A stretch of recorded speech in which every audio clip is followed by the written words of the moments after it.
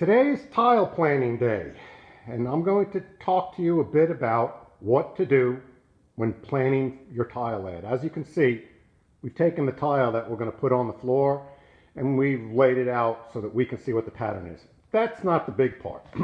The big part comes in right here. You can see I've marked the center, 25 3/8 of an inch, because I've measured the entire length. Mark it down there, 50 3/4. It's important to find that center. And what we do when we find that center is we take a plumb line, and I dropped down to the floor on the plumb line, that center. You can see there's a line on the floor and there's a line on my tile.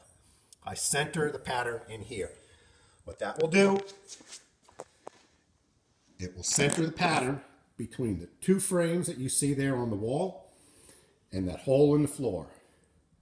And any difference that's on the left and right hand side of this floor, in terms of looking at the pattern, I can cover up with the T-molding that I'm going to put back in there. So I've gone ahead and matched the center to the center of the pattern. This way both the left and right side of the fireplaces will have the same reveal and the same pattern in the tile. Another consideration for your tile, and especially in this pattern that we have here, is what will happen to the wall and to the floor. And I'm going to use my little laser pointer here because you can see that they have a line in here. Well, that line is going to be where I'm going to cut this series of tiles. And you'll see that those tiles are actually marked with floor and wall. 1, 2, 3, 4, and 5. And we're going to take this tile and we're going to put this upper half on the wall, and from here on down goes on the floor. I've also marked roughly where I'm going to be cutting off the ends of each side to center the pattern in the floor. Come on over to the other side. You can see there's another line drawn right there. The edges of this tile, it's not so important that we get them exactly because there's a big piece of wooden T-molding that goes over the top, and that'll cover up any small gaps that we may have in there.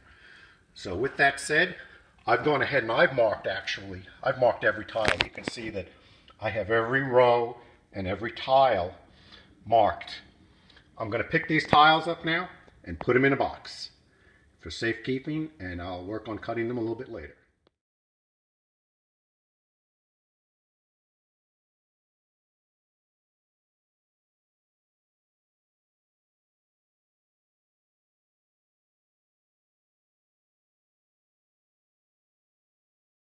I am back inside and ready to tile. And working in a small area like this, I like to try to trim all of the tile to fit before I go ahead and start sticking it down. Speeds things up, and in a small area you can do that. You can work with centering your pattern.